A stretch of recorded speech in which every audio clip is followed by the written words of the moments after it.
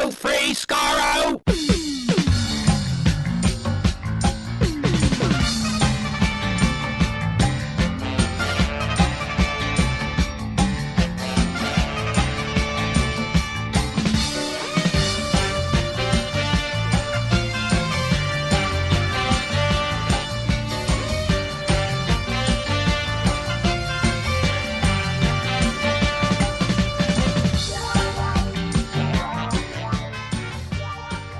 Hello, everyone. Welcome to Radio Free Skaro, episode number 792. I am Stephen in Edmonton. Warren in Vancouver. And Chris in Edmonton. Getting close to 800. 800 episodes of this podcast. Can you believe it? Do you remember when we made a big deal about 200? I do remember that. Because we called it the Mighty 200 after the top 200 Doctor Who list. Yeah, because that came out like around the same time, didn't it? And now I think... has anyone did a count how many episodes of Doctor Who there are? Because I know at some point, if we keep going... the ultimate fan question. Count, yes, of course somebody has. Also, Did we ever mention, did we say soon be middle-aged when we hit 750? I think we actually called the episode that, didn't we? Okay. Probably I think not. we did. I know, it's a long time. It's Warren, that is like... however long of a pandemic ago it was, is basically... That's a quarter of a pandemic. Those are heady days back. We'll just lock ourselves down for a couple. 862 episodes, like all total episodes right now have there been of We're coming for you. So, well, if you count the Big Finish adventures and the books and the plays and the games, 862 right now. We're on 792. Yeah. That's not counting a bunch that didn't have a number as well. But let's call those our Big Finish and off our time crashes, right? You know, and so we're what 70 behind Doctor Who right now in terms of episodes. We do one a week, and they do 8 a year. 8 a year. So at some point, probably by the 60th anniversary, we will catch up with. Well, it'll be next year sometime. They're going to come out probably with 8 this year at the end of probably because they're shooting it right now. How dare they? Yeah, we have numbers to make here. Yeah. They've been spotted in the wild. That'll be like 870. That's true. And 78 for us is a year and a half. Wow. And if we do multiple galley releases, then less than a year and a half. That's true. Yeah, that's what pushes over the top. Well, that's exciting. There's a milestone to look forward to, folks. We have more podcast episodes. Sometime in 2022. Ooh, things to look forward to. They're shooting I should say that they have been spotted. I don't know if I even want to say where they've been spotted, but they've been spotted shooting Doctor Who. The hell with it. They're shooting it in Liverpool. They shot some stuff in Liverpool. I don't know. In the cavern. I haven't. Yes, I haven't been watching what they've been shooting because I like to stay away from these things. But they went up to Liverpool to shoot because calling it now. The Beatles are in an episode, and they're playing the music that got pulled out before. Yeah. I won't go into detail, but there was a slight kerfuffle and rumor regarding the Liverpool shooting. Oh, I didn't know that. Kerfuffle, you say? Well, yeah. Was it a hurly-burly, in fact? It was a foofara. Yeah. Argle bargle? A bit of a foofara. Yeah. I didn't know that. I'll mention it after we wrap. Yeah. Ooh. If we remember to bring Tantalizing. Sea Devils are back, and they brought the Tet Traps. If only. This is what you pulling random monsters out of the air. This is what you got to do. In non-COVID times, they fly to South Africa and the Canary Islands. In COVID times, it's Liverpool. That's with probably some tut-tutting about that, I would think. Yes, I was like, I don't know if we could push the budget to go to Liverpool. I'm sorry, Christian. They're shooting in a whole other country, really. They are actually. Think about it. Yeah, they still never have gone to Scotland ever in Doctor Who. That's surprising. Ever shot in Scotland? Really? No, never have. Never have. It's been set in Scotland. What about Northern Ireland? Never in Northern Ireland. The thing is, if you want to find desolate, gloomy areas, there's plenty in England to choose from. I don't think you need to go as far as Scotland for it. Yeah, well, they shot, Game of Thrones, they shot in Northern Ireland, a lot of. And Iceland, yeah. And Iceland, too, obviously, for north of the Wall. But, yeah, they've never shot in Northern Ireland or in Scotland. They've shot in plenty in Wales, plenty in England, obviously. But never have they gone to those two. So, or Canada. Yeah, they shot in Canada. They shot a whole thing in Canada. Well, I suppose it's never been TV movie actually count. It's never been set in Canada unless in Nikola Tesla's Night of Terror, when you could just only surmise that since we're seeing the entirety of Niagara Falls, then it's part of it's in Canada. That's a bigger reach than a TV movie. I know. It's mentions of Canada and like. Yes, mentioned. That's all we get. This is how sad we are as Canadians. Oh, they mentioned us. We feel validated. I know, it's pretty. We say it in exactly that high-pitched tone of voice. Yeah, for the country that single-handedly created the television show to begin with. Single-handedly. No other assistance from any other nation. Sidney Newman had the idea fully formed in his brain in Canada and CBC in the 1950s. As he produced Hockey Night in Canada. And then flew over to the UK and say, okay, everybody, sit down. Here is the show that I want to make. This is it. He had to wait through a few years at ITV. He had to create some Avengers and whatever first. But then he pulled out the idea. Then he told, all the people like Donald Cotton and everyone else, and said, here we go. This is the show that I want to make. Talk amongst yourselves, but eventually we're just going to make the show that I fully formed as a Canadian to bring to UK TV. And here's the funny thing, folks. It's going to outlive all of us. What do you say to that? I'm fine with that. And it still has. So there, Canada single-handedly created Doctor Who. On this week's episode of the podcast, it's our second episode of our Torchwood commentary, our Torchwood Revisited commentary series. Day 1 is what it's called. This is the Sex Gas one.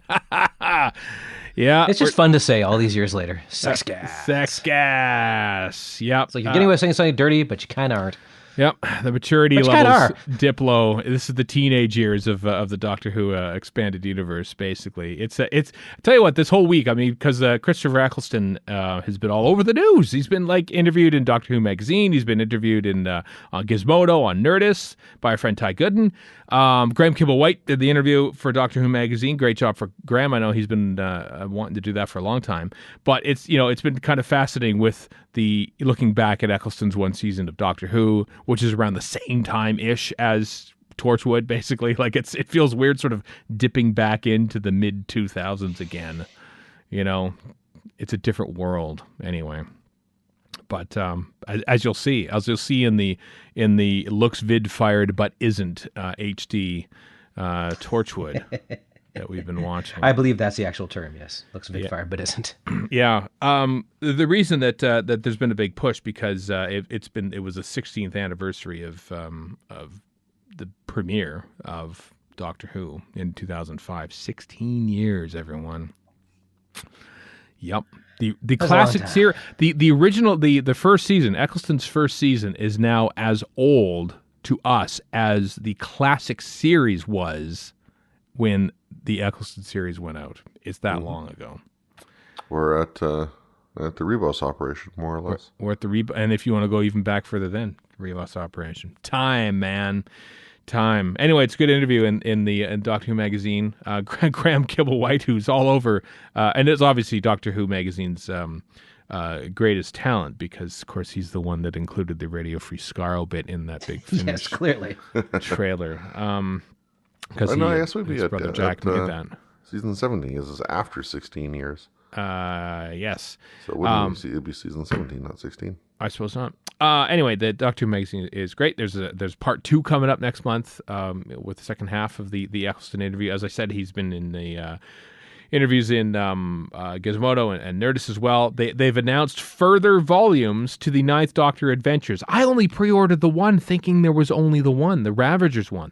That one's coming up in May. There's no way they don't do more. We're recording so many of them.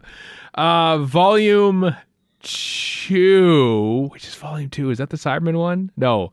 That's Volume 3. Volume 3 is the Cyberman, which they announced is coming out in November of 2021, which includes Cybermen. He's meeting the Mondasian Cybermen in a story set during the production of Metropolis in 1927, which is pretty cool. That is a cool crossover. That's genius. I was hoping it was during production of The Doctor Falls. No. Crossing into his own television time stream. No, John Dorney wrote that one. Bill as a cyber person. Oh, that'd be kind of cool, actually. But he wouldn't know who she was. And then Ooh, that's a good way to get Pearl Mackie involved, if you want to get her back and doing stuff. I would say Pearl Mackie would probably say, you know what, do that yourselves. Yeah. And then Volume 4, this is great. I love this. The Volume 4, which is coming out in February of 2022, Gallifrey 1, everyone.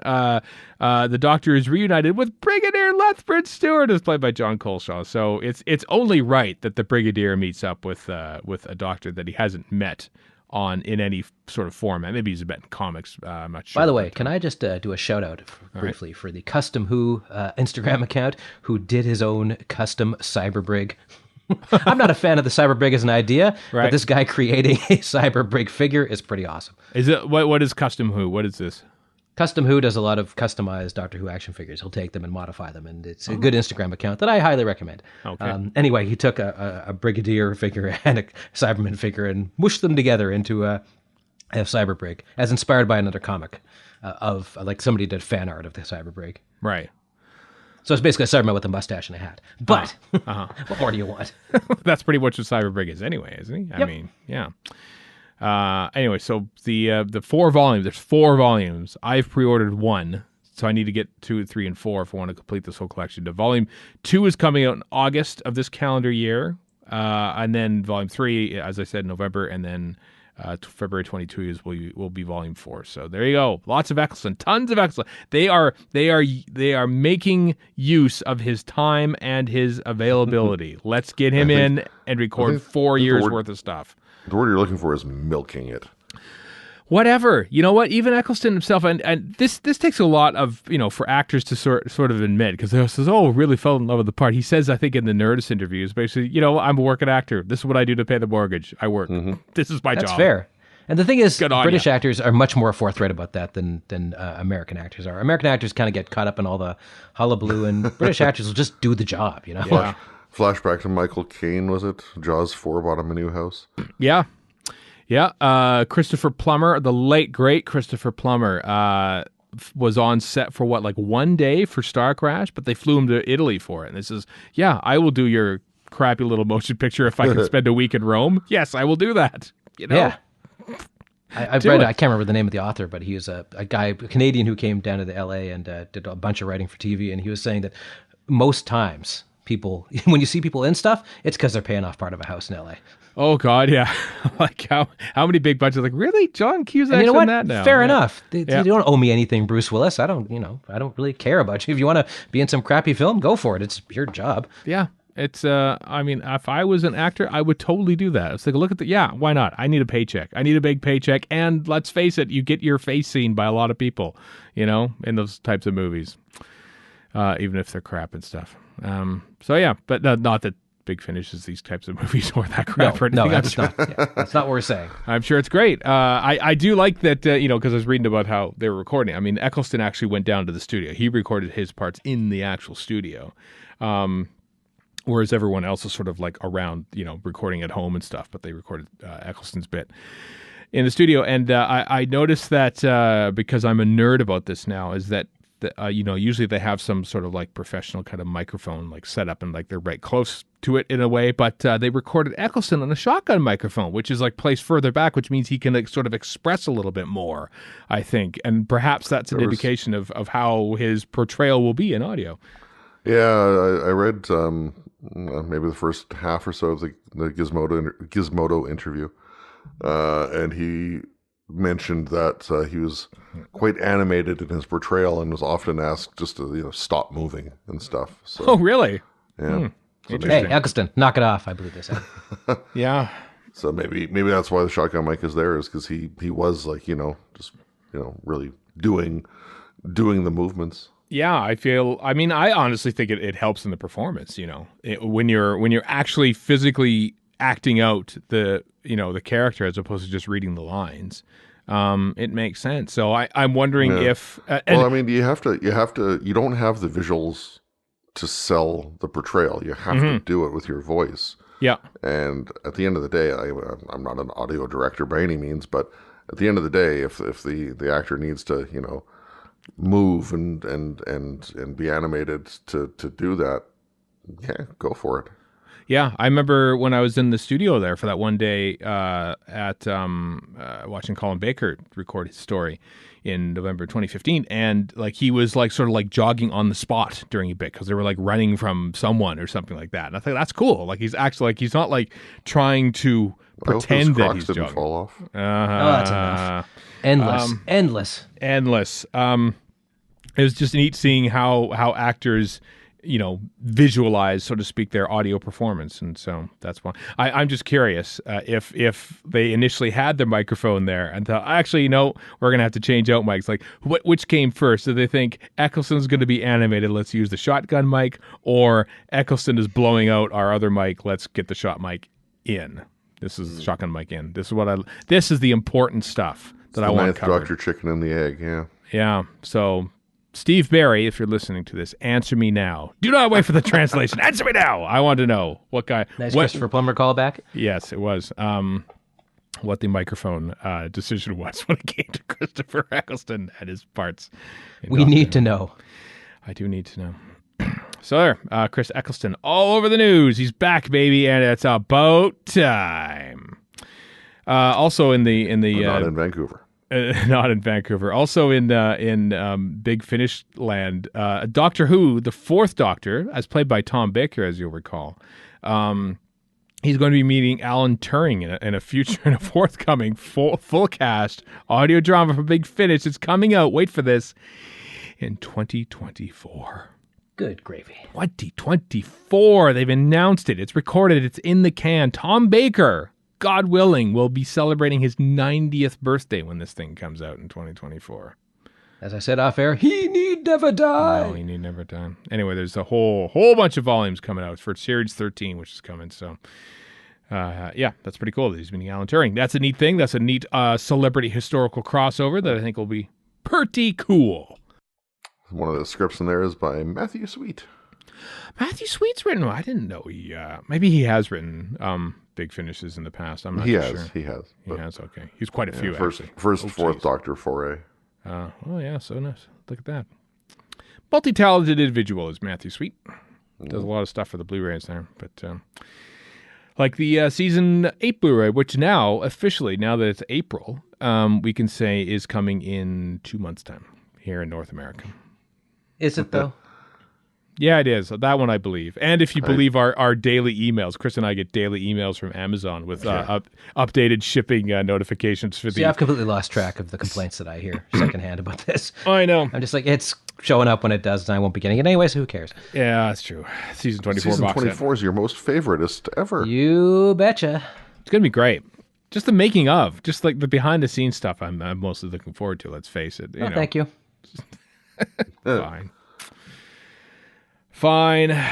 Anyway, let's talk about some other stuff before we get on to the Torchwood things. There's a new book coming from David J. Howe, The Who Adventures, The Art and History of Virgin Publishing's Doctor Who Fictions, coming out in August. When December 2021. December 2021. There it is. I was scrolling through there. So at the tail end of this year, it's coming out. So yeah, a whole big thing, a whole history about basically the wilderness years, which is kind of cool because I do love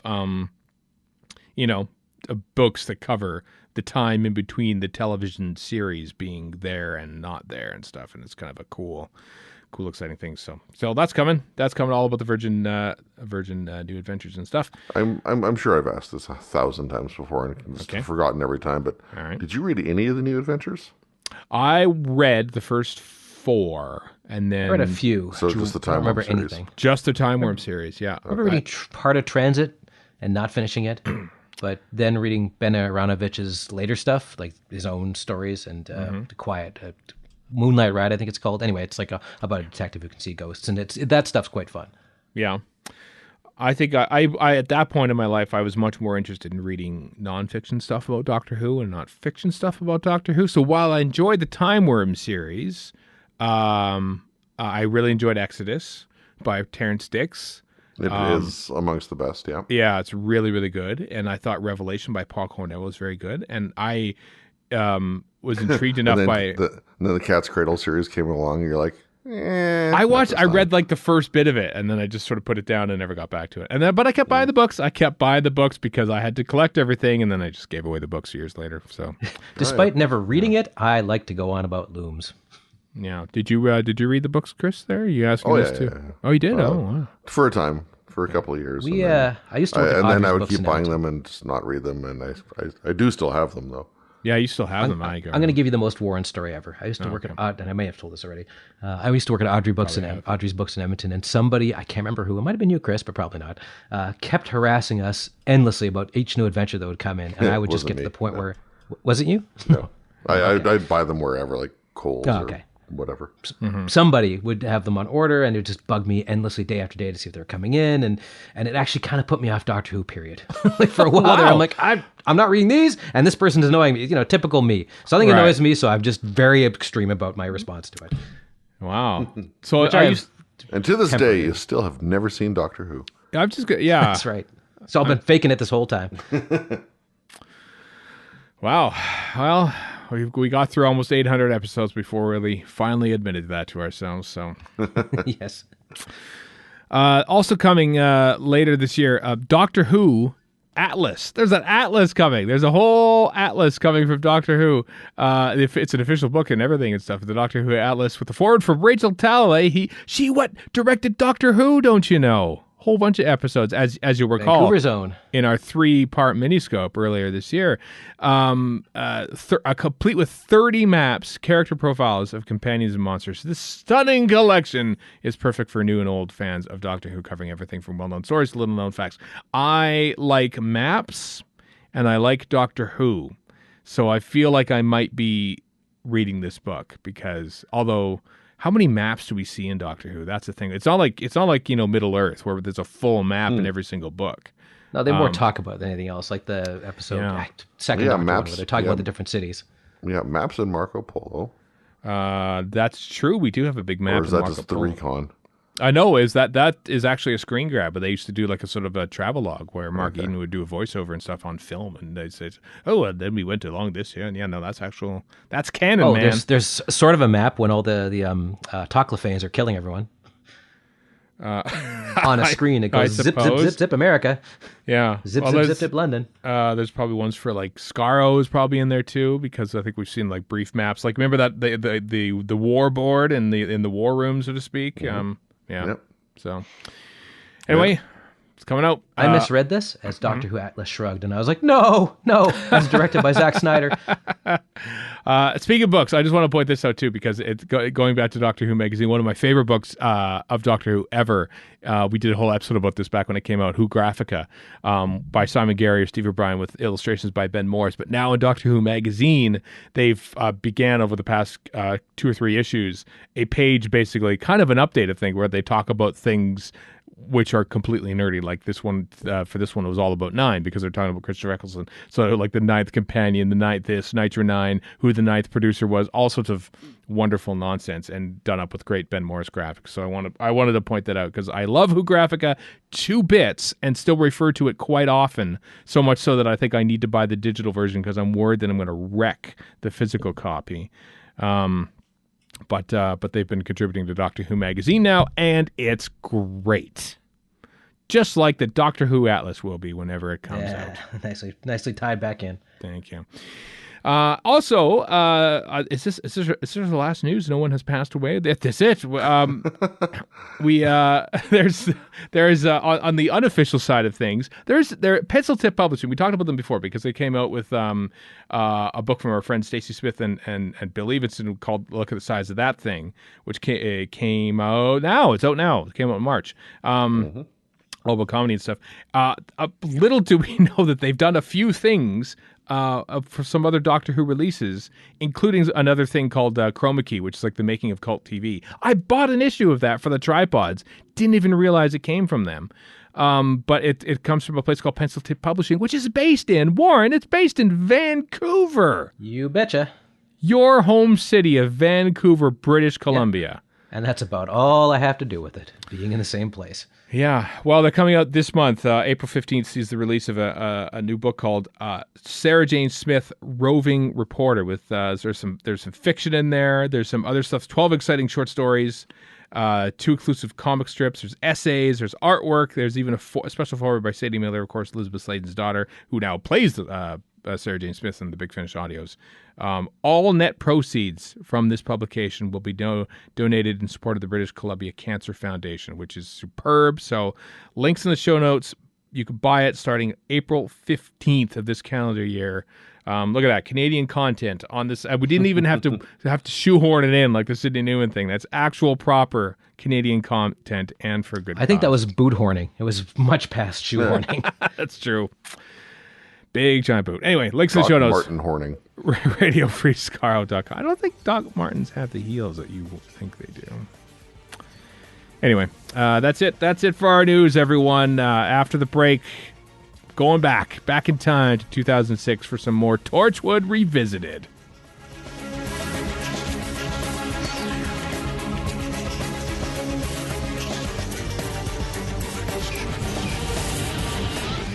Welcome back. It's Torchwood Revisited, the second week of our journey back to the space year 2007 to think about and watch Torchwood for the first time for many of us since its original broadcast, or at least that, you know.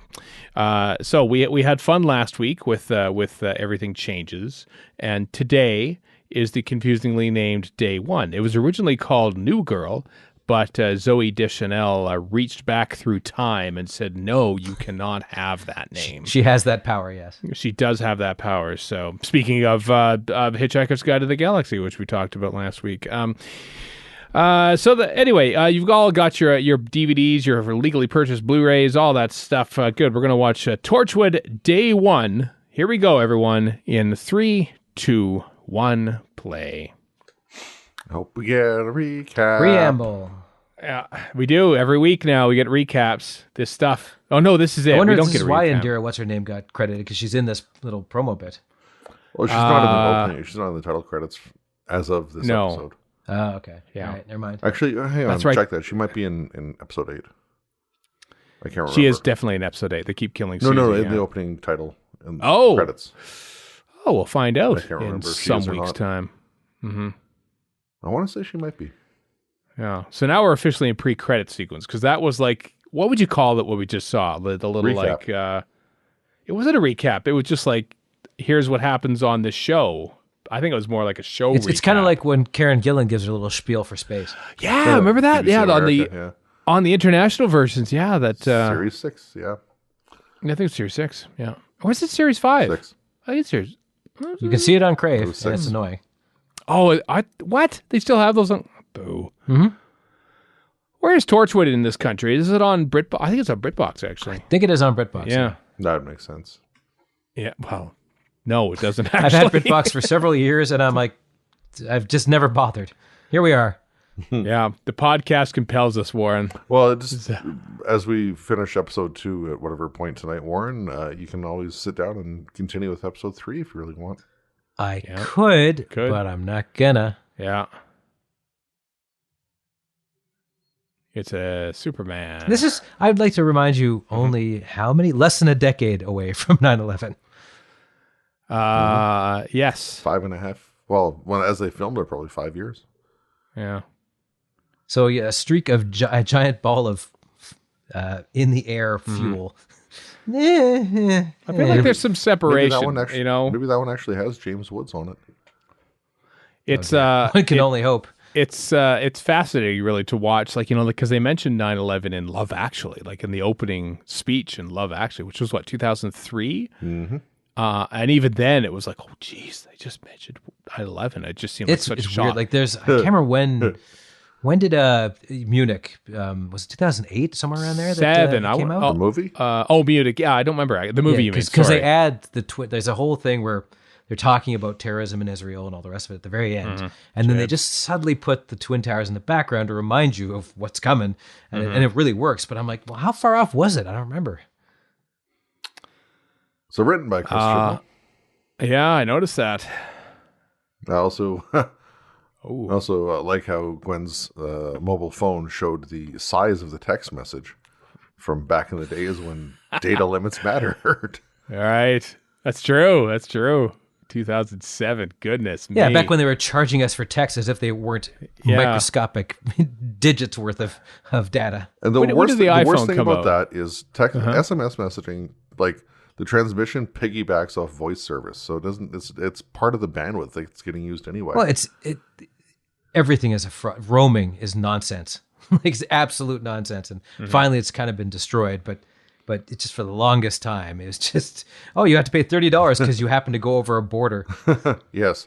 Well, not to mention all the people who live is what is it? 85% of Canada's population lives within 100 kilometers of the U.S. border or something. I've got a friend who lives near the border, and we would have to turn our phones off or like put them on Wi-Fi in his house or you're because gonna it get would roaming charges. flip over to AT&T.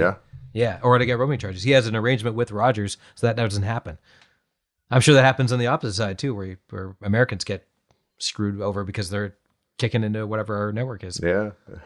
Now I'm thinking back to like being a kid and having to, if you ever had to make long distance calls, remember those? Oh yeah. And waiting till I remember we paid $30 to call Korea. waiting till like whatever time of night or on a Sunday or something like that when it was discounted. I remember making long distance phone calls. We do it on our phone exchange. Don't so the mess neighbors with could hear. Don't mess with me, little girl, says the army man. Oh, God. All the right curves. And Jack goes, I can say something really inappropriate. Oh, boy. 2007. Goodness me. Why didn't Jack ever get Me Too'd? No. The army sergeant guy said that. Well, both, really. Yeah. And, well, Jack, I don't know, return, but. Isn't there some backlash against Barrowman or something these days? Maybe, right, he's a little adventurous on set back in these days. I like how Let's you're just put it like, that way. I'm just going to say something indistinct in a weird voice and distract you from the issue at hand. Hey, look at this, space asteroid or something. Yeah. Bog standard space debris. Yeah. Toolkits. I get those at That'd be Canadian awesome if Tire. they were open them up. There's like fishing lures. That's the third one that we never see. Yeah. Hey, look, they got a Game Boy. Everything's great. Yeah. Game Boy. It's really more of a game gear. Oh, they got those big giant Bluetooth headsets on. Mm-hmm. I love those because they're in every single video game you ever play. Your characters will be like in Grand Theft Auto. Yes. They've always got these on. You don't see them, but they could just have conversations back and forth when they're doing missions. I remember stuff. listening to a podcast where this guy pointed out, and he's right, that Grand Theft Auto is essentially a radio play. How so? I'm curious. You're mostly listening to conversations and back and forth, and a lot of his audio with you just driving the car. I know. Rockstar has sort of cornered the market on getting exposition done on car trips too, like they do in Alien Noir as well, and on it works. I'm not criticizing it. He's right, and it's also pretty good. Yeah, because then you can actually participate in the scene and have exposition. You can, instead of a cutscene or something, you're just and then watching. you drive poorly, and then Lamar goes, expletive. What the expletive? I know. I love Racial doing epithet. that. Then they just sort of pick up their discussion after you just Especially roll with the car Lamar, down because it. he's just damn funny. He's great. Here we go. This is Chris Chibnall's first entry into the Doctor Who universe, everybody, and his second is Cyberwoman. I think he's improved since then. What would Pip and Jane say? What would Pip and Jane say? The funny thing about this is all these angry, mostly male, probably nerds screaming about how woke he is, and yet all they gotta do is go back 10 years to watch this decidedly unwoke nonsense. I mean, he wrote this. It's funny, I think in the Torchwood Declassified, I think they said, Russell T Davies was saying, well, at some point we had to do the if we're going to do an adult Doctor Who kind of thing, we got to do an alien sex gas thing. It's literally the second episode. At least they ripped the Band-Aid off, right? At least they said, well, let's just do this. Just to show that we're adult. I gotta say that those gas effects are not anywhere near as bad as I thought they'd be. Yeah. Like, you can make some really garbage gas effects, especially 10 odd years ago. I will say this, Warren. This is longer ago now than Jurassic Park was when this was made. Good gravy. Yep. That's where we are. We're in the halfway point of Jurassic Park. I always use Jurassic Park. Holds up. I use that as an example, but A, I still never seen it, and criminal. B, it was mostly very strategically shot model effects and bigatures, and like there's actually comparatively little CG in that. But the CG that's still there, is still great. It is still stunning, yeah. Also, I probably joked about this at the time, but this is the third Gallagher brother. I thought that. I looked at him. Yeah, he's totally Joel Gallagher. Like he never quite made the band. He needs more of a unibrow. That's why he's not in the band. He didn't have a good enough unibrow. No, I think he probably like in the early days of Oasis, he probably like did up like the posters or something for them and pasted them up around clubs in Manchester and like, oh, can I be in the band? No, stay over there. You put posters up. Go on. But look at me here. Yeah, look at me here. I'm a part of the band. Just get come on, at least use a stall. Have some decency. That's true. No, sex gas. You got to do it right now. Mm-hmm. All right. Yeah. Poor bugger. What a way to go. This is not your father's Doctor Who. Vaguely embarrassing and kind of boring. I'm actually reading the poster behind me. Okay. He just regenerated. Whoa. What the hell? No. It's a reverse regeneration. And it is a regeneration. Oh, wait a minute. What if regeneration... This is a can of worms I do not want open. Regeneration is just the expelling of sex gas energy. That's what it is. That could be something. This is why the Doctor is often asexual. I think this is like the regeneration is basically all this sex gas energy that I've had my entire regeneration. I've not used any of it because I'm the Doctor, and that's why it just explodes out everywhere. I can never watch Doctor Who again, you fiend. Well done. Think about that. Think of that when Derek Jacobi is standing there regenerating to John Sim. Or more importantly, given this is written by Chibnall, when Whittaker eventually regenerates, what happens there? There is no way that Derek Jacobi, that smooth criminal that he is, or John Sim was celibate. I just don't buy that for a second. Well, I suppose we'll see what happens with was more Tasman. than just an assistant. Yeah, there were definitely some chances with those going on there. Chan, they got it on, though. Ah, boo. And we'll stop right there. We have other we definitely should stuff to talk about, yes. Oh, yeah, we've got other stuff in this. Well, speaking of sex episode. stuff. Yeah, okay. PC Andy. What a lead-in. PC Andy. What's his name? Tom? Where are we going? Tom something? Anyway, before... Tom Price. Tom Price. I want to say it was before Torchwood. He was a guest star on one episode of Secret Diary of a Call Girl with Billy Piper, where he had a animal sound fetish.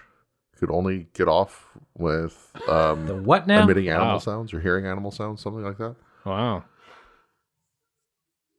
How intriguing. Yeah. Was Matt Smith in that? Matt Smith was in that. He was in that. He was also in Ruby and the Smoke with Billy Pipe. Yeah. Or one of those series at any rate, if not that one. Yeah. I called her Billy Pipe as if I did that. I didn't have time to use the R. I just don't got time to say her full name there, Pipes. B Pipes? B Pipe. Which is basically her full name, except for the R and S of R. I know. What am I doing? I was going to ask what's going on. I know what's going on. I don't want to know what's going on. Why is Phil Collins enjoying this? Wow.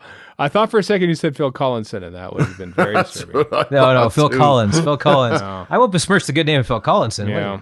That's because he can feel it coming in the air tonight, Warren. I was waiting for that. And you did not, and did disappoint simultaneously. It's just another day for you and me in paradise. Yeah. Sue Studio. I'm not sure how that even works. I don't know. I tell you what, I'm a fan of No Jacket Required. There's a land of confusion is what this is. Yeah. It's Genesis. I'm an unabashed fan of No Jacket Required. laying my colors on the It's actually a mast pretty right good there. album. That's because Very you're a good, drummer very and there's the 80s drum album. solo thing. Well, it's not a drum solo. Or Which the is used to drumming. glorious effect in Brian Pern. Yeah. To Pern. Yeah. Well, that's off of face value, though. Warren, obviously, you know this. I shouldn't have to explain this to you, but I don't care. I know you don't. Here's the thing, I don't care. What's that? Oh, they're at the strip club. Sorry, I was running around now. Captain Jack's jacket under his jacket makes him look like Avengers Endgame old Captain America. Oh, there's Kind a of bit looks of like 40s Captain America. Yeah. yeah. I think the Marvel Universe owes John Barrowman some money Why isn't he in the Marvel Universe? because he's already in the DC universe. That's why. Yeah, that's right. And Arthur Darvill's basically playing him and the Doctor in Legends of Tomorrow. Marvel. Supposedly. Yeah, exactly. Marvel Comics put out Doctor Who or comics in the past, so They did. Doctor Who's No, but they were kind of just part reprints. of the Marvel Universe that way. I mean, that's kind of iffy. They were just reprints of old DWM stuff. And I know because I've got them in a box more than 20 feet. Were they from me. reprints? Oh, when did they? Oh, I suppose they were. Yeah. When did they start coming out? Oh, the football stadium. I bought them in the mid-'80s, so that's when. There's a God, guy- how many times have we seen these? I might be getting these this wrong. But trees? there's Custom Who on Instagram, and he actually put out action figures based on the old comics, which is pretty impressive. Anyway, you're saying? I don't remember. Oh, I just saying that the streets and the that bit of Cardiff Stadium there, I think we've seen about 80 times in Doctor Who. All supposed to be something else. It's kind of like, when they set TV shows in Vancouver, and you think, wait a second, that's not BC Place. That's like That barely ever happens. Vancouver never. You mean plays set them in itself. Vancouver or Vancouver standing in for somewhere else? 'Cause No, that happens a Vancouver. lot. Like actually, hey, let's go to Vancouver. Here we are in That's- Vancouver. It's so rare. I think Continuum did it, and I Continuum think did it that might be very it. well. Yeah. Yeah. Yeah. Well, sort of well. She goes from Homer Street to like Beach Avenue. I'm like, that's not how that happens. But here Cardiff plays itself, which is super rare. Given But also, I say that every New York movie ever or TV show has got them going from X to Y, and you're like, well, that's not possible. How did they go from there to there? Yeah. Why are they in Staten Island all of a sudden? yeah, I wonder how they because it's not often where you film a show that is you're filming in the place where it's set, like Cardiff. Orphan is. Black did it with Toronto, or they never said explicitly it Well, was they Toronto, never but said they had Canadian Toronto. money, and it was basically Toronto. Comedy's different. I'm pretty sure any CBC show has a mandate to say it's Toronto or wherever it is. Yeah. I mean, there are the odd shows that actually do film in New York and LA if they're set there and stuff. And, Yeah. But there's a movie called Everything's Gone Green that's set in Vancouver. There's a couple of other ones, but there's not a lot of movies or TV that outright say they're in Vancouver. I will say this about Cardiff. I liked it there, but it was a lot sleepier than I thought it would be, I have to say. There's like, what, 250,000 We were there like a Thursday afternoon or something, weren't we? Like it was like a Thursday afternoon in November, but we were there Guy Fawkes Day, I actually come to think of it. I bet you there's people in that face filter there. I bet you they're all like production staff or something. All the Morbius doctors. It's the same, like 8 people scrolling past. This is from Chibnall. Maybe these are pre-Joe Martin doctors. He's laying the groundwork. He's fixing it. Well, the CIA or whatever the hell they call the Timeless Children is actually Torchwood. Yeah. They just do it by hand. course. 119. It's not that many to go through. Yeah. There you go, with my eyes. Oh. Rabbits. Of course, Naoki Mori's time in this universe Naoko. dates back to the Naoko, sorry. You damn monster. Dates back to the very first day of Doctor Who, Mm-hmm. the modern show. For filming purposes, yep. Her and Eccleston, yeah, and then Jimmy V playing a pig. First scene shot, Doctor Who history. They yelled cut on it, and 30 minutes later, they were behind by a week. Good old Keith Boak. Good old Keith Boak. Yep. I like you guys are always ragging on him. I'd like to see you try to direct a Doctor Who episode and see how far you get. Not very far. Pretty sure I wouldn't do very well. Yeah. Maury also went on to play Yoko Ono, opposite Chris Eccleston's John Lennon. Yeah, Mm-hmm. Which was a good show. It was a good show. Lennon naked is. I want a big Dalek to be behind her, like a big Dalek tentacled one, like in. Resolution. Yeah, it's Resolution. Resolution. Yeah. It's kind of that, isn't it? Also, what if this is where he got the idea? Yeah. There's a certain echo to this scene. See, now this is working. This is totally like Pandemic.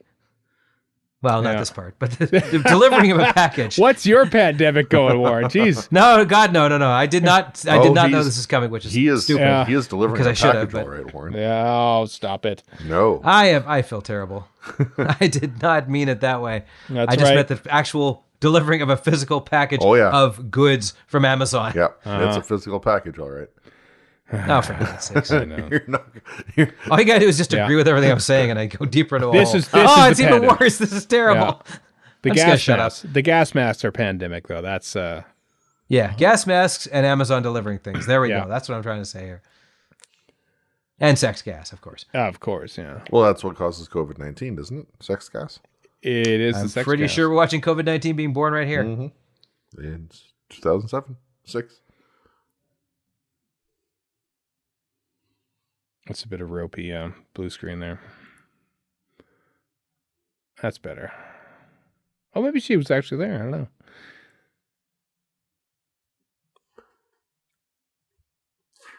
God, the helicopter budget on this show is like. Well, it's I like. wonder how they sold this back to the to the tourism board. No, it's like the original Battlestar Galactica, where you could shoot the same thing. You shoot whatever and use the same thing like 1,000 times. Yeah. Oh, they definitely did that because they spent a insane amount of money on the pilot, and so they hired guys who'd literally have come off Star Wars. So they're like, well, we're going to use this. Ed Begley Jr. and Rick Springfield do not come cheap. No. Okay, all right, fine. But wow, are they in that? I mean, if you're a network, if you're a network in 1978 and you got guys who did Star Wars level effect, which you're not going to see anywhere else on TV, and people barely have VCRs, you're going to use that stuff over and over. Yeah. Well, they also was the same team that did Buck Rogers. Yeah, they did actually. I couldn't tell you. I read an article by Kyle Anderson today, which is like 4 months old when we're talking to you now. But they actually mentioned that they use the same people, a lot of the same people, some of the same props and sets actually too. Yes, they did. Yeah. I have a friend named Matt Stevens. Oh. As opposed to Matt Stevens. No, I'm not It's Strevens, isn't it? Yeah. I look at it and thought Strevens with an R, as if somebody's messed up a Starbucks order, but no, it's Strevens. Oh, right. Everyone gets their turn with the sex gas girl. That's right. Yeah. Well, as we saw in the promo at the end of last week's episode, Gwen gets it on with her, yes. I suppose, yeah. So does I completely Owen. forgotten about that. Yeah. Well, it was a week ago, Warren. I'm too busy stumbling over my own words about Amazon deliveries. Yeah. It was a Prime package. Mm-hmm. I forget. I didn't see you directed this one. Same. Evans, whatever. Brian Kelly. Kelly? Brian Kelly, yeah. Yeah, same person. Probably same production block. Probably. Oh, Yeah. Interesting. He never works on Torchwood again. Interesting how both Torchwood and Doctor Who have a director that comes on for that first block and never works on the show again. Off you go. You should look up Sarah Jane and see who did the. I should look up see that if Sarah the same Jane pattern follows over there. Yeah. But first this. Oh, that's how she gets you, Gwen. Yeah.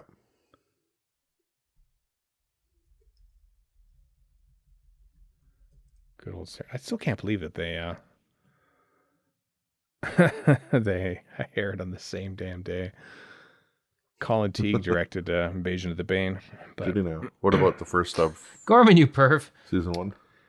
At least, Revenge He really of doesn't the get any better, does he? Alice Troughton directed. oh, okay. Yeah. She definitely worked again in the Doctor Who world. Yeah, golly, he had some talent behind Sarah Jane Adventures. Quite something, really. At least he's not pleasuring himself. I love like the other security guy. Owen's reaction. I love that he just like whew, sort of reminded me of Martin Freeman there a little bit with his reaction. But If Martin Freeman was a lizard, he would be Bern Gorman. God, he's got the highest cheekbones, doesn't he? Bern Gorman, those cheekbones, you could cut glass on those things. Okay, he's like every weirdo, pervy young man, like raised on the Beano. Yeah, and he just looks like a weird British teenager. It's got to be a man. Well, Not so woke there now, Chipno. well, it's only productive if it's with a man. You can have God. your. Okay. Yeah, well, As problematic as everything I've said, not on purpose, has been. This is getting worse. Well, Torch, what have you done? You're infecting us with your evil. I'm just sort of saying that's what Torchwood is saying, Warren. I'm not expressing my own personal views here. I think you might be. Just like these are actors on screen right now. They're not actually... I don't buy it for a second. Well, it's not a documentary, Warren. Not a documentary. What?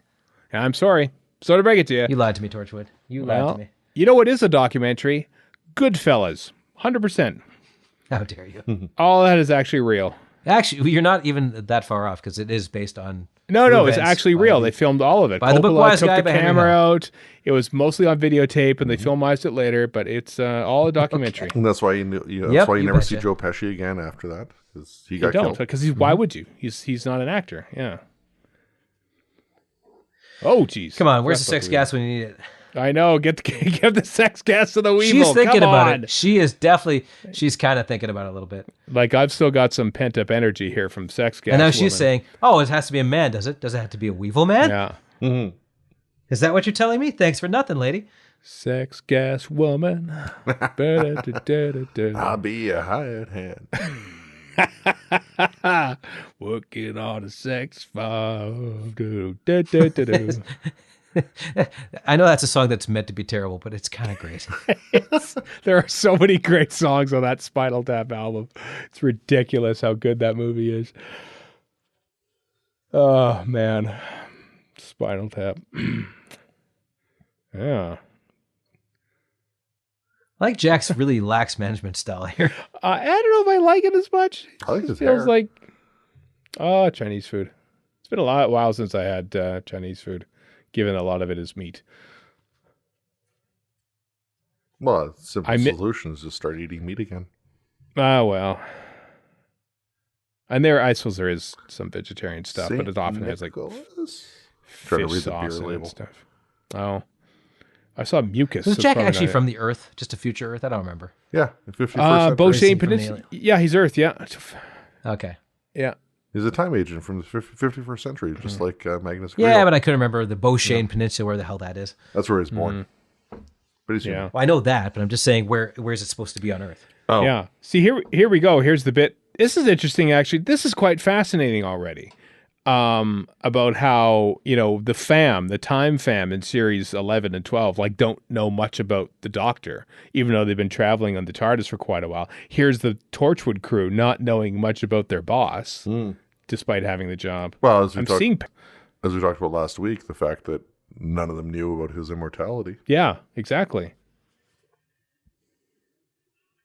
They've dug into stuff, but they haven't found any answers. Yeah, like they're spying on each other. It's very snipey. Yeah. I would not want to work in this office. I'm just saying.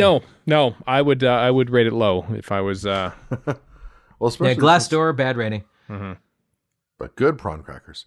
But especially now that you can't take the toys home to play with. Yeah. Yeah. Well, I'm sure that'll be broken in a couple of weeks.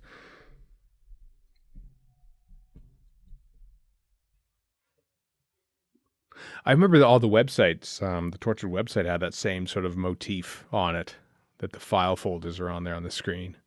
Oh, yeah. Yeah, back when they put a lot of thought into website crossover stuff. Remember, like the Doctor Who website was like crazy back in those days. Yeah, but the thing is, they still don't do this. They still don't have proper thought put into UX design on screen, on TV and film. It always looks 5 years behind or ridiculously ahead.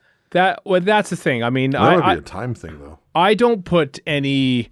They have to sort of make it look like it's not like copying any OS if they want to do that, but also be I like, suppose, yeah. And it has to be recognizable. It has to be recognizable. But I'm just saying, even now they look crappy most of the time. Yeah, but it's like a quick shot has to tell you what's just happened. 119 matches found. Like maybe you wouldn't see big giant red letters on the screen. But you have to be able to get that across. It might be hideous, but you know what it is right away. Yeah, exactly. I suppose. You're not worried about the one details. Is still the Columbia Spider-Man, the Andrew Garfield Spider-Man movies where he's using Bing everything because that happens to be paid for stuff. Because nobody uses Bing. What the hell are you talking about? I don't even know what Bing is anymore. Is Bing still around? Is that still a thing? Yes, it is. Well, it is. We're recording Every once in this. a while, I get kicked into it when I'm doing a search. We're recording this in December of 2020, so maybe Bing won't be a thing by the time this comes out. Felled by the pandemic. Yeah, had to be some casualties, and that was it. Bing.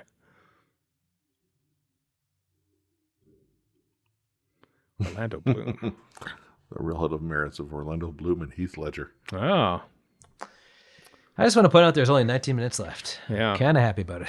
Really? Wow, holy crap. This thing's, I was going to say humming along, but it actually isn't. The plot-wise. They're not doing much of anything. There's not a lot happening. Yeah. Being pervs about it.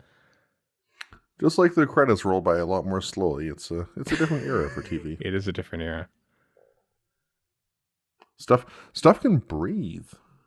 It does breathe, I suppose, We'll say that. I suppose we are sort of being introduced to the characters a little more properly.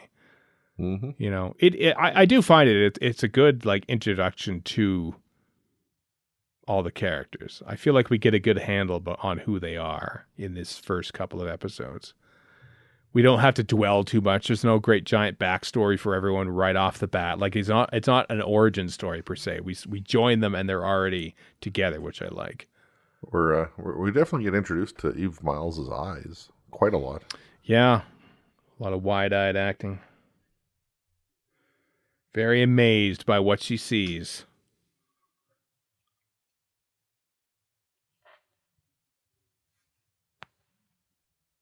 Boo. We know we watch all the CCTV footage. This is something you'll learn about Torchwood. We are perverts. Bah. I mean, you kind of had that coming, buddy. Kind of. You nowhere to store your swipe card now there, Owen. Yeah, well, actually, one place. Captain Jack keeps it kind of up there, though. That was a risque part of Doctor Who. What do you think about it? Where did you get that gun, lady? You really don't want to know.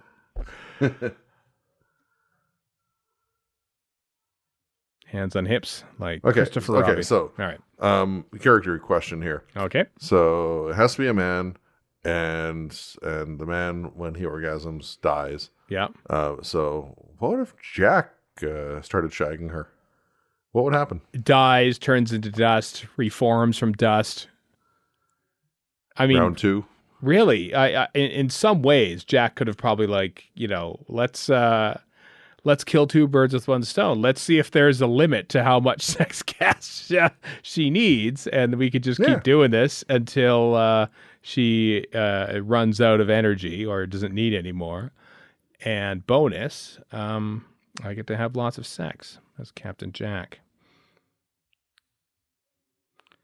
The hand! I forgot about the hand. Mm-hmm. Did we see the hand? We did see the hand last episode, right? Oh, probably somewhere in the background.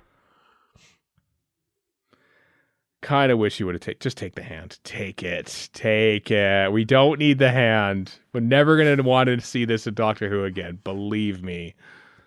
Nope. Unnecessary. The hand doesn't exist in the Doctor Who universe.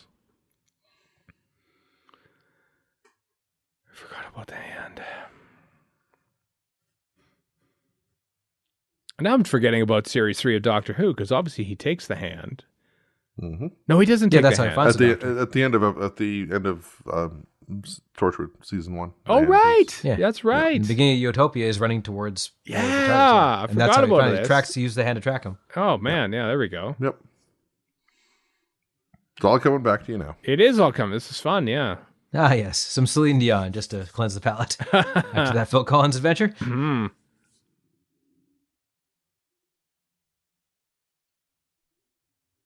We'll put it with the brain of Morbius in the same vat. Which they just happen to have kicking Yeah. around. Kondo. Go, pretty. And Oh, no, and pretty.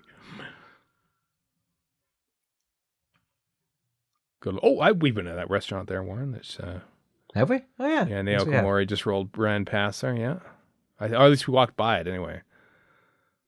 In our day out in Cardiff when it was much less warm than this. Thanks to one Gary Russell. Thanks to one Gary Russell. Just happened to be there. Toured us around. What a day. Doctor Who experience. That's not there anymore. Nope. It's pretty rad, though. No. I don't even know what the actual Rothlock is it Rothlock? He would be Rothlock. Does Whatever he ever say this is Doctor's hand to anybody? studio. He probably does eventually. All the people who know this series better than I do are yelling at their AirPods right now. Same here. I know nothing. Yeah.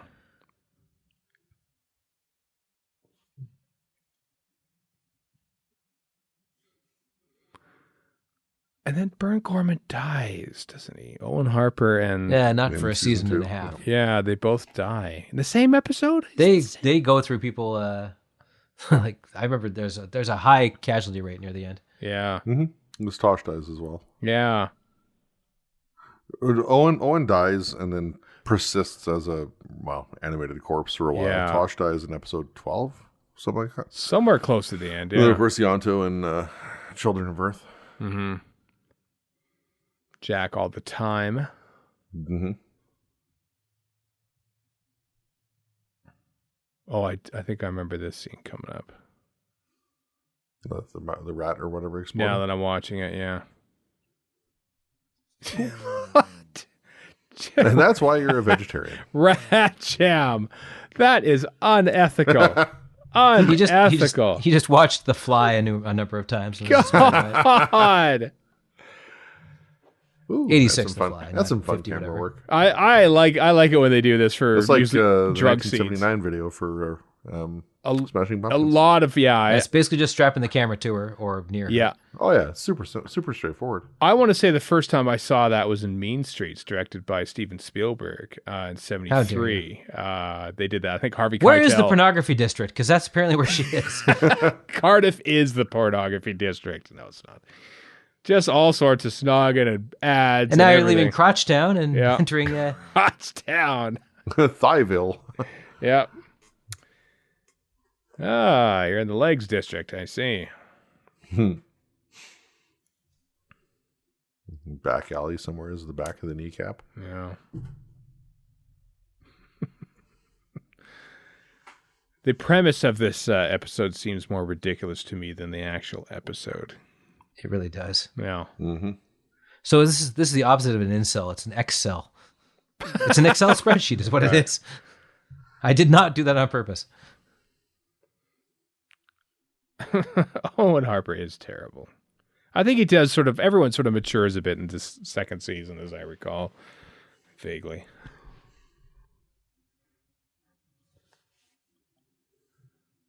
If I was more enterprising, I would string together all the helicopter shots in all of Torchwood Please into don't. one giant Montage. just to see if they Choctaw. reused any specific shots. Is this her dad?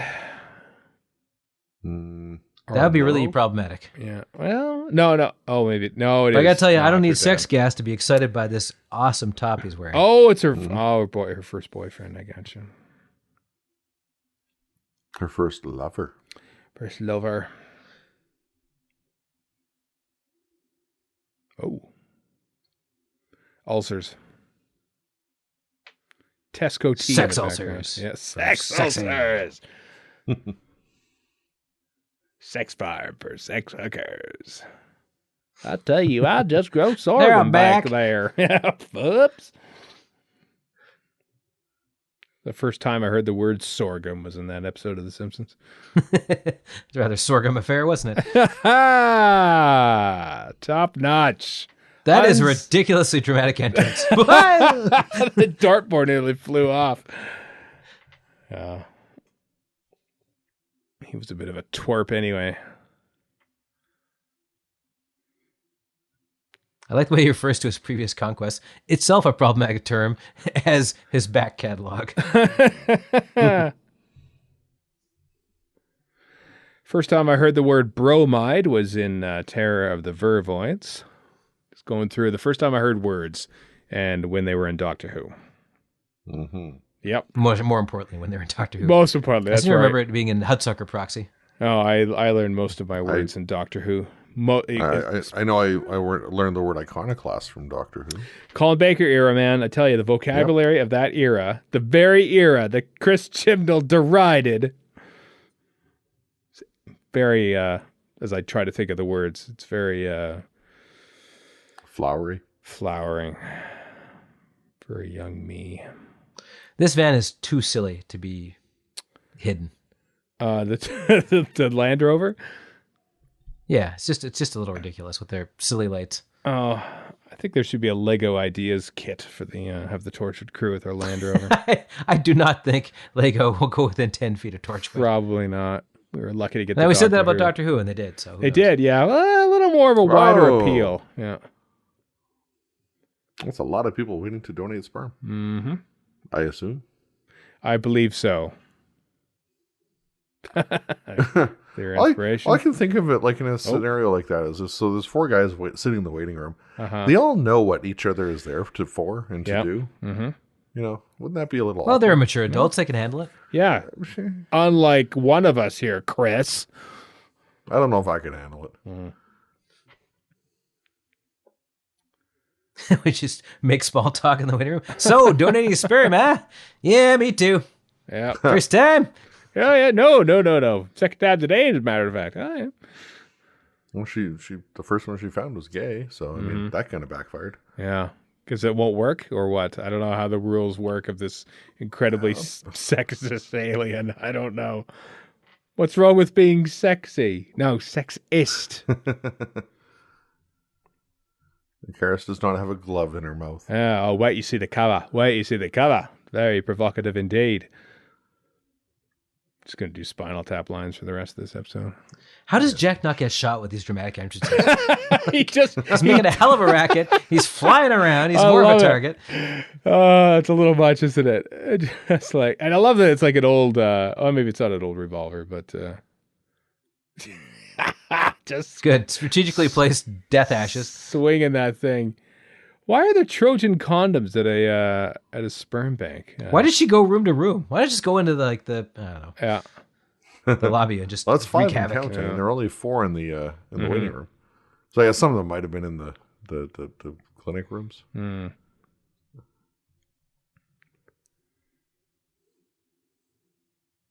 All the sex, all we see. Is there a drinking game about how many times they say the word sex? Because it's a lot. It's a lot.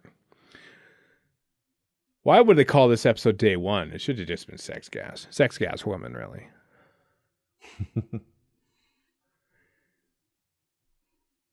Jack's just annoyed somebody else is getting some action. He isn't.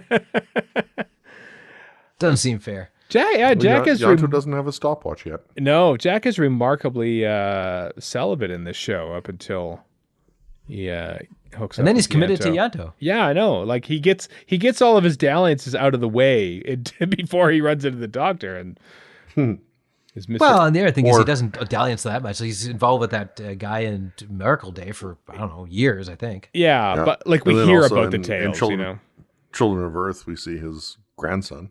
That's true. Yeah. And his daughter. And as presumably that woman is his wife at some point, yeah. Mm.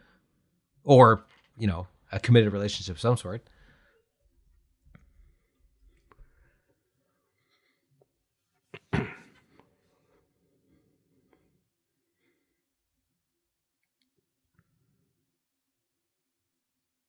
Would this actually work? Can you coax the sex gas alien out of someone and... Hey, this inherently stupid idea. Can we take another stupid idea and cancel it out? Yeah. Well, if she strokes her neck just the right way, maybe. Oh, dear. Yes, never donate sperm, Chris. Or at least do it privately where there's nobody else in the waiting room. That wouldn't work for me anyway, so. Is she going to regenerate? Oh, yep, she does. Regenergy right there.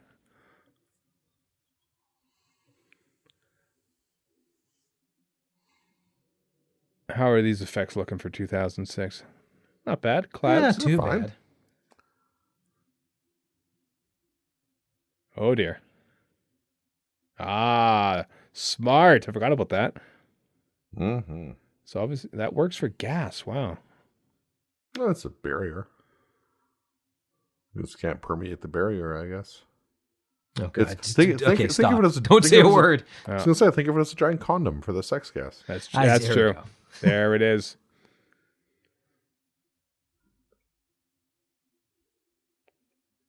I forget how this ends. Oh, With we the just credits, kill probably. it. You know what? I'm going to forget again how this ends. About 10 minutes from now.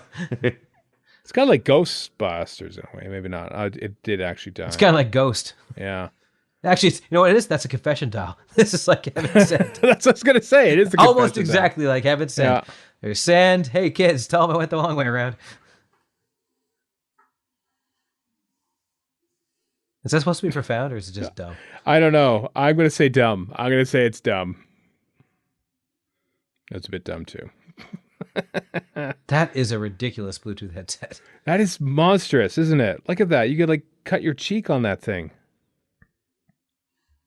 Oh, it's even branded with Torchwood. I never noticed that before. It's got a Torchwood logo on it. Yeah, they're not very inconspicuous. No, they're about as conspicuous as like Unit. Their unit blazing Jeeps and their top secret sign outside. Yeah, but outside of their... you're just not that secret to begin with, is it? Not at all. That's the point. That's her dad. Okay, I get this now. This looks like Martha's apartment. I bet you it is Martha's apartment. Oh, you know what? You wouldn't be wrong, I bet. Why wouldn't they use the Because same that TV set? looks almost exactly like it. The setup. Oh, Except it was in a different spot in Martha's apartment. well, I bet you the same elements of the set were probably shifted around Could be. because they shot that pretty much right after this. So I think Does Jack live here? I think he does. I think he doesn't have a home. He lives inside the hub somewhere. I don't think he sleeps either, does he? Does he sleep? How insufferable if not. Does he need to? I don't know. I have no idea. Yeah.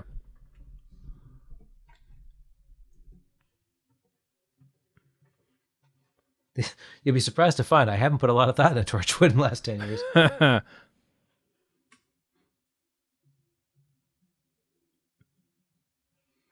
Me either, Warren. Me either. This is why we're doing this now. Well, that and because it's easy to have content for 13 weeks on a podcast. But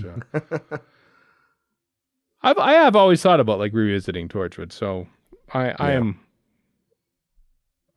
don't think it's something that I would do on my own. So And you dragged us in kicking and streaming. I did. We're having a good time watching this show, aren't we? This is fun stuff. I am slagging it off or enjoying it Yeah. because it's pretty good in equal measure. It's just fascinating to see where the lines of decency are drawn just 13 or 14 years ago, like sometimes we look back at like classic Who or classic television in general. It's just like, oh, that's dated now. And then you watch something from like 2013 even ago and you look, oh, gee, that's dated now. It's, Yeah, like people crowding in together, hanging out with each other. yeah. High-fiving. Sharing cups of coffee. Is the oh, no. Okay, I was expecting another pterodactyl, but I remember Now the fun game of is this good or bad? I remember this one as being good. This is Small Worlds, and it features, as I recall, one Gareth Thomas, ex of Blake 7.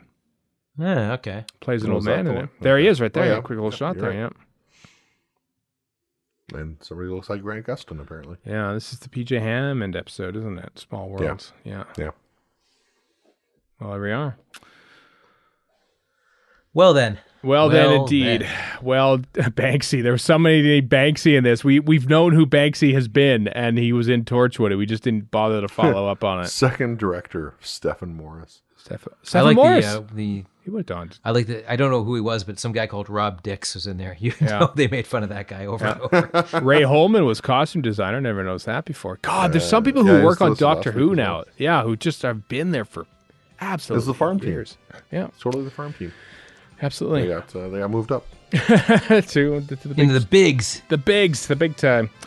All right, folks, you saw the trailer there. It's Small Worlds, which will be Torchwood Episode 3 in our Torchwood Revisited series. So join us for that next week, won't you? Until then, I am Stephen in Edmonton. Warren in Vancouver. And Chris in Edmonton. So long for now.